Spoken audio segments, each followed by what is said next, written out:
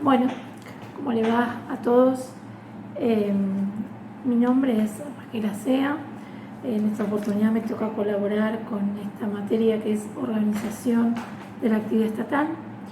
Hoy nos convoca el tema de la clase 2, de la unidad 2, que es el tema del Poder Ejecutivo Nacional, el jefe de gabinete de ministros y los ministros. Vamos a charlar un poquito acerca de estos institutos y bueno, les voy a mandar la bibliografía correspondiente y les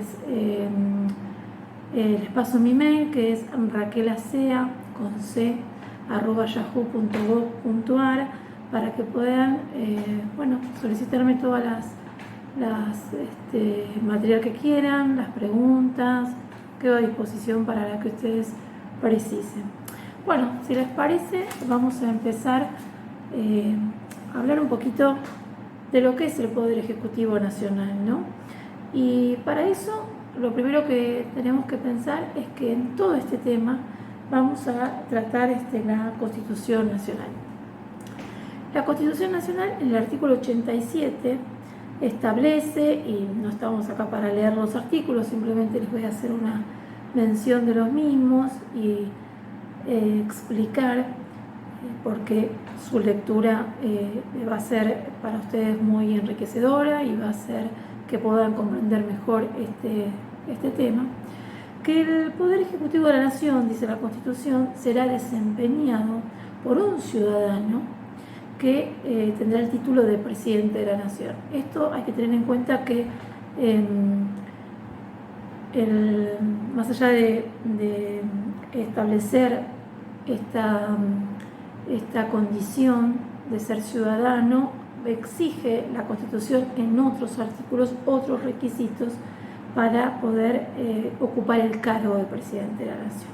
Pero lo que acá nos ocupa o nos trae esta charla es hablar de que a partir de la incorporación o a partir de la reforma del artículo 87, el viejo 74 de la Constitución redactada en 1853, 1860,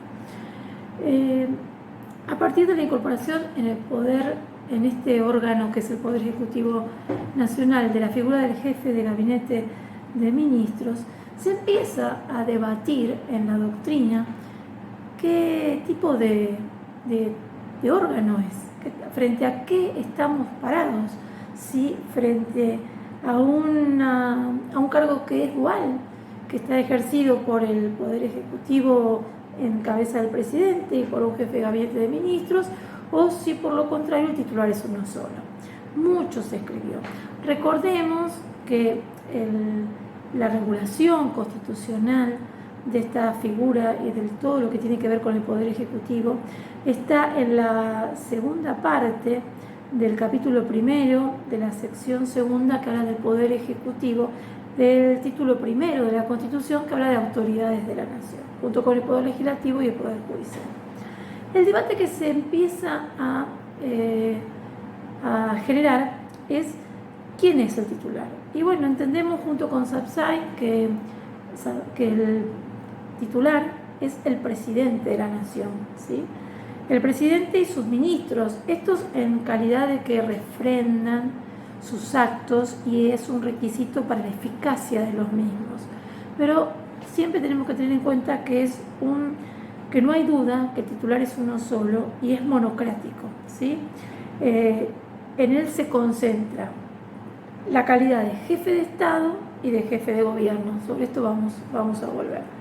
Pero bueno, entonces primero, con el 94, con la reforma, el presidente sigue siendo el presidente y ahora hay una figura nueva que es el jefe de gabinete de ministros, sobre el cual voy a avanzar más adelante.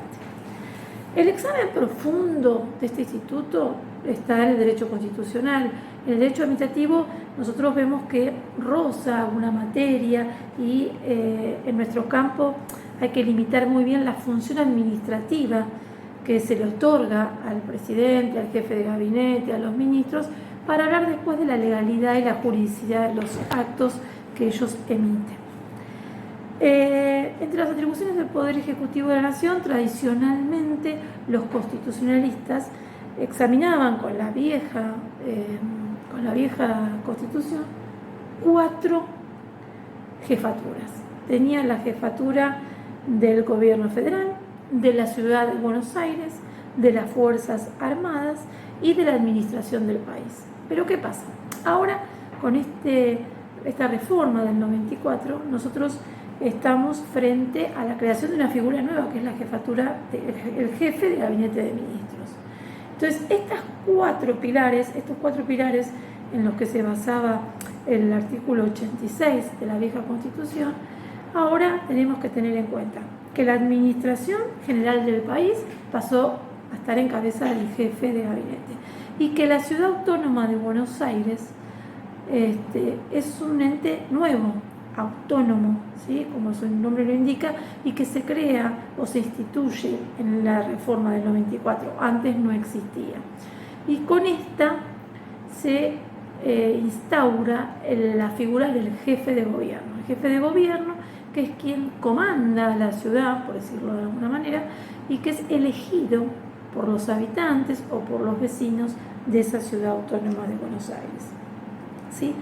Pero nada de esto quita todo lo que el artículo 99 le otorga al Poder Ejecutivo en cabeza del presidente, que es todas las atribuciones que tienen que ver con ser el jefe supremo de la nación, el jefe de gobierno, y no hay que olvidarse que es el responsable político de la administración del país. Pero bueno, entonces, ¿qué le quedó al presidente? Llegado a este momento, ¿qué le quedó al presidente? ¿Qué tenemos que pensar? Que el presidente de la nación, hoy por hoy, ¿qué atribuciones tiene? Bueno, repito, es el jefe supremo de la nación y el jefe de gobierno. Y es el responsable del país y además es quien lleva adelante toda la organización de las Fuerzas Armadas. Veamos, ¿qué quiere decir que es jefe supremo de la nación? El inciso 1 del artículo 99 atribuye al presidente de la nación el carácter de jefe supremo. Esto ya lo venimos repitiendo varias veces.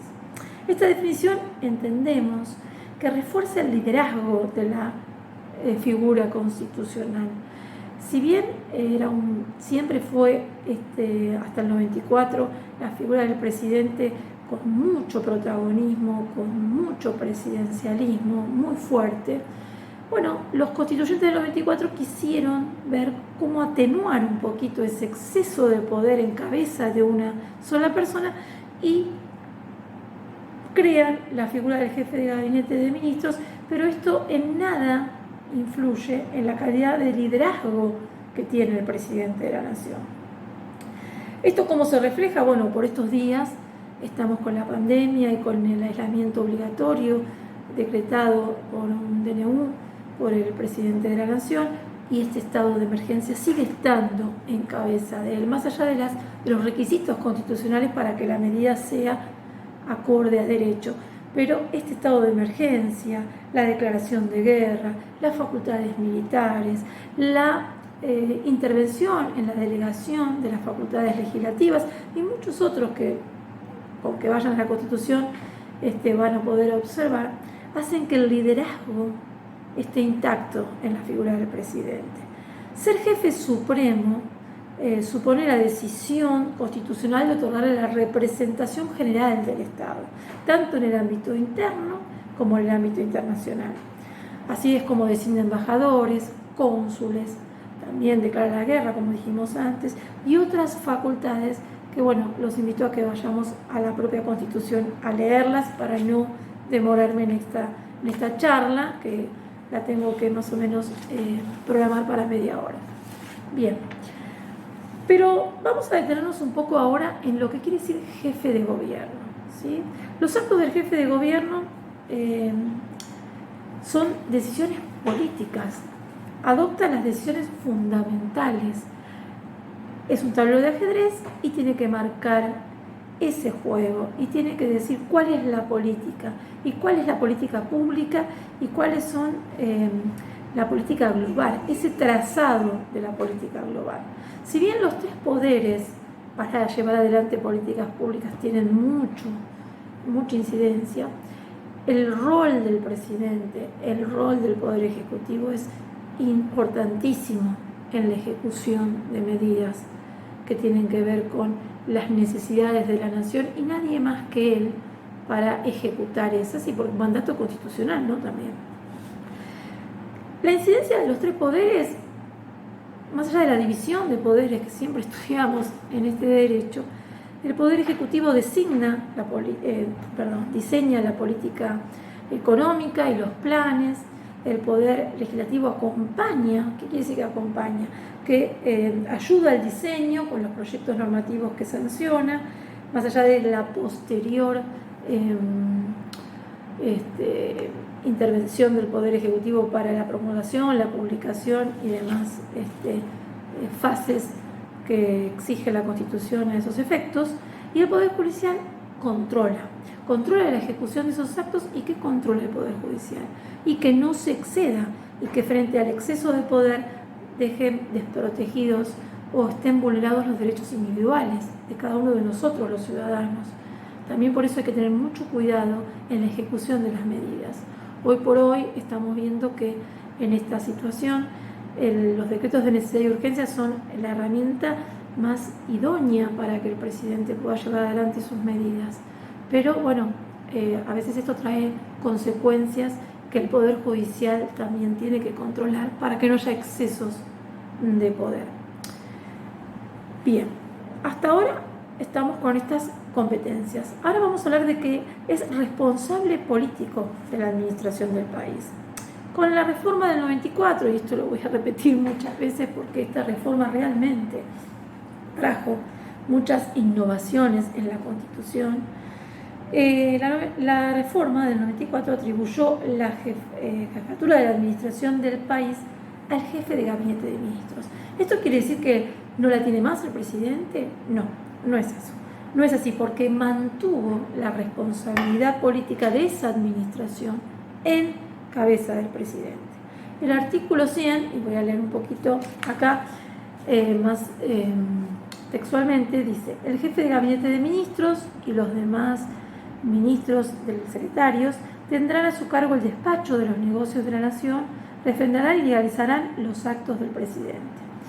O sea que la figura del presidente sigue siendo crucial, y además a la hora de evaluar y de exponer quiénes son los responsables o quién tiene responsabilidad en las medidas que se van tomando en las políticas públicas, el primero que es el responsable o el primero al cual se le va a reprochar conducta es el presidente de la nación. Seguimos. Uno necesita una ayuda de memoria porque si no habla de más, y el tiempo acá es como en la televisión, tirano. ¿Qué supone esto? Supone que los actos del jefe de gabinete engendran responsabilidad política en el presidente. Por eso el presidente lo sigue de cerca y no lo puede dejar actuar sin ningún corset constitucional, porque si no, sobre él recae un actuar desviado que posiblemente podría ser de un ministro, porque es un ministro más, ya lo vamos a ver, que entonces no es responsable. El responsable político del presidente es el presidente, quien podría ser sometido también a juicio político, y la propia Constitución así lo declara. Y esto es crucial en esto que estamos desarrollando, como para poder entender la relación entre ambos, la relación entre el presidente de la nación o el titular del Poder Ejecutivo, si les gusta llamarlo así, y el jefe de gabinete de ministros. ¿Por qué? Porque el presidente no solo lo puede remover, además obviamente de nombrarlo, pero no solo lo puede remover, sino que lo supervisa. Se va fijando cómo lleva adelante sus atribuciones constitucionales, cómo habla sus actos, cómo habla el jefe a través de los actos administrativos que emite, cómo recauda o cómo lleva adelante las rentas de la nación, cómo invierte, o sea, una serie de atribuciones que ustedes las pueden ver en la Constitución Nacional, pero que son supervisadas de cerquita, de muy cerquita por el presidente de la Nación. Además, obviamente, como superior jerárquico de él, la vocación como instituto del derecho administrativo, que, bueno, lo van a ver en otras clases, pero que también está en cabeza la posibilidad de un órgano superior de abocarse a las competencias de esta figura constitucional. Y la responsabilidad del presidente no es entonces objetiva, sino que es subjetiva y realmente es enorme. Por eso tenemos que tener en cuenta esta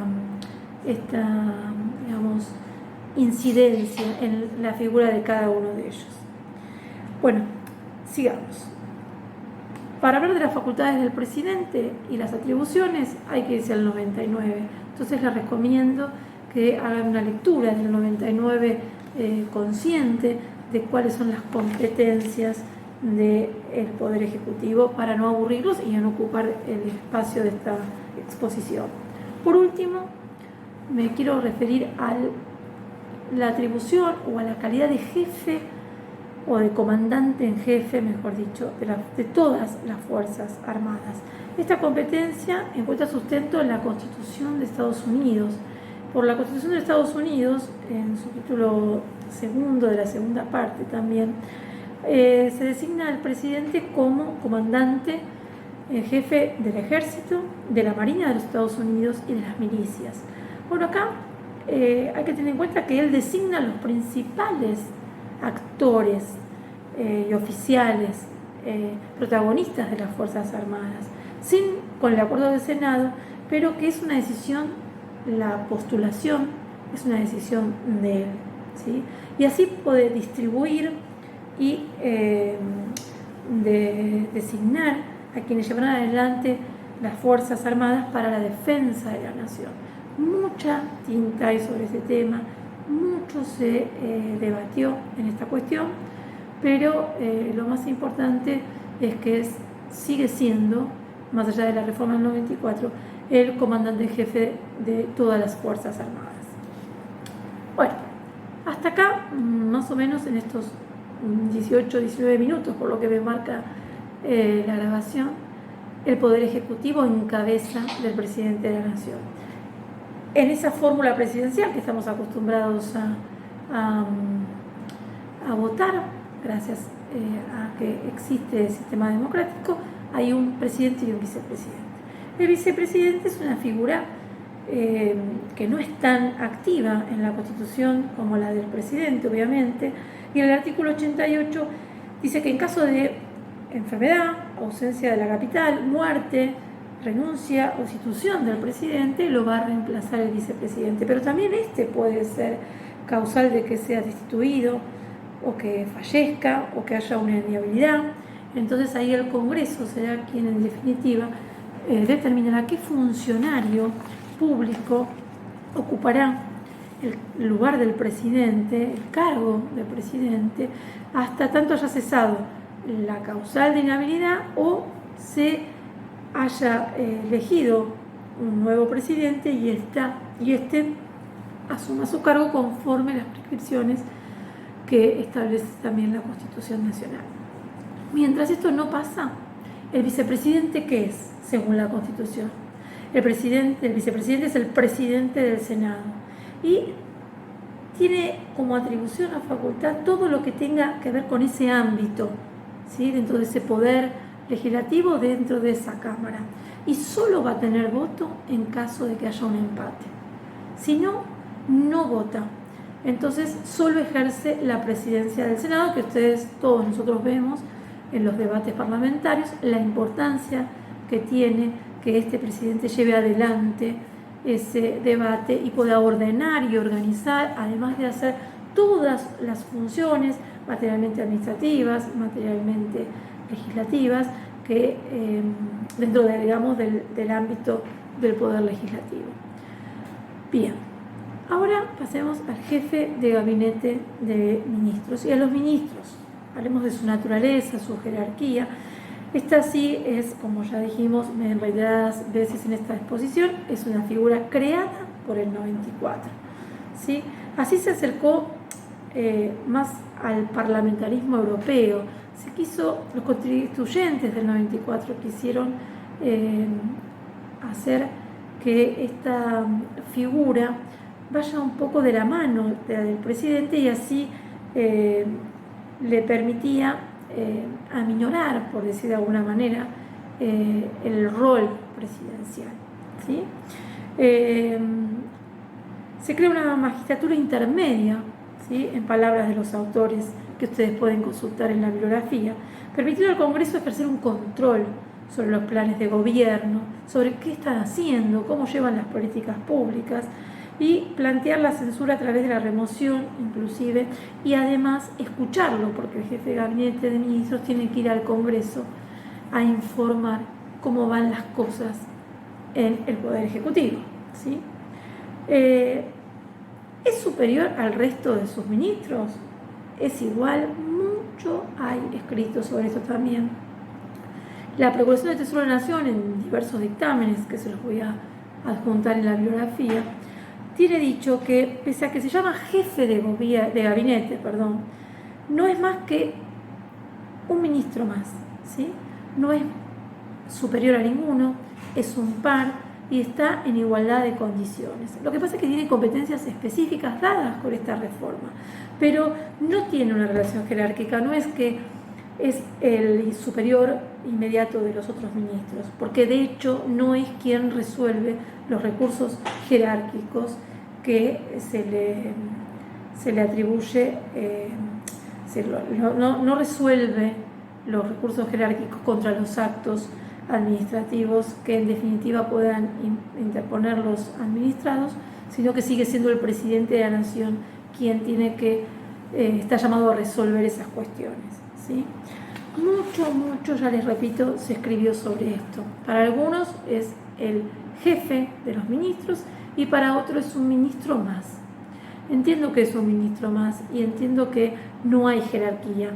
Más que nada volcándome a las teorías en las cuales desarrollan la vía impugnatoria y esto que les comentaba de quién resuelve el recurso jerárquico.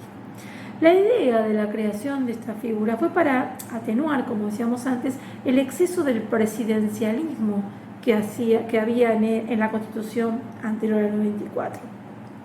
Siendo esta nueva figura concebida por los constituyentes como una bisagra, ¿sí?, como un intermediario entre el Poder Legislativo y el propio Poder Ejecutivo, en cabeza, ¿no?, o en la figura del presidente. La praxis administrativa transformó la figura del jefe de gobierno, de gabinete, en un ministro más, pero con competencias especiales, que están en el artículo 100 y que los invito a poder leerlas directamente de allí. Él, para el ejercicio de sus funciones, dicta generalmente dos tipos de actos: decisiones administrativas y resoluciones. Es decir, que las decisiones administrativas, que están dentro de esas facultades específicas y propias que tiene el jefe de gabinete, son las que emanan de su puño y letra y que tienen que ser refrendadas por los ministros del área o del ramo o de la cartera de que se trate.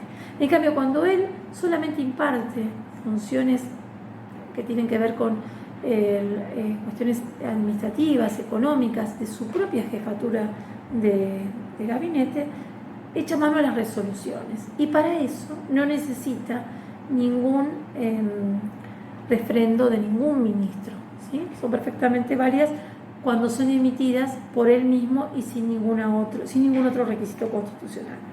Todo lo que atañe al jefe de gabinete está regulado por los decretos 907 y 977, con todas las modificaciones que ellos tuvieron del año 1995, así que los invito también a consultar esta bibliografía que tiene que ver con los propios decretos que regulan la materia y el actuar y cómo se desempeña el jefe de gabinete. Bien, entonces en este poder ejecutivo tenemos al presidente, tenemos al vicepresidente, a este jefe de gabinete de ministros, tenemos a los demás ministros, a los secretarios de la presidencia, también tenemos a los secretarios de la jefatura de gabinete, ¿sí?, que están designados por el jefe de gabinete, y todo esto cierra con un moño, con los refrendos a través de las firmas de los ministros, de cara a ver qué acto administrativo estamos. Para algunos necesitaremos el refrendo de todos los ministros, que son solidarios entre sí, responsables entre sí, esa es la palabra, y para otros solamente se necesitará el refrendo del ministro del ramo de que se trate el acto administrativo que se vaya a suscribir. Es decir, para la validez de decretos como necesidad y urgencia, son los del inciso 3 del 99 de la Constitución, necesitamos el refrendo de todos los ministros y del jefe de gabinete, ¿sí? Para los autónomos, que son los del inciso 1, únicamente necesita el ministro del ramo, no necesita otro tipo de refrendo del presidente para la validez de su decreto autónomo. Para los decretos que conocemos como de ejecución, que son los del inciso 2, el refrendo debe ser firmado por el ministro del área y por el jefe de gobierno. Y con respecto a los delegados también, por el refrendo tiene que estar dada la firma por el ministro del área y por el jefe de gabinete, y son aquellos que tienen que ver con la delegación expresa que se hace por ley en esta materia tan particular de los reglamentos delegados o de los decretos delegados. Entonces, resumiendo, las decisiones administrativas para ser válidas requieren el refrendo del ministro del ramo. Y para todo lo que es el régimen económico y administrativo, la legislación exige que sea a través de una resolución, y recordemos o repitamos que no necesita el refrendo de ningún ministro para que sean válidas y eficaces.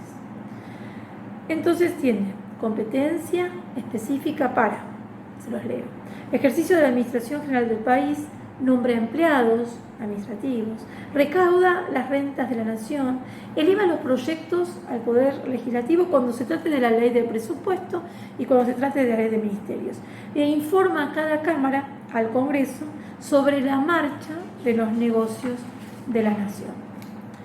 Por último, hablemos de los ministros, y me queda poquito tiempo.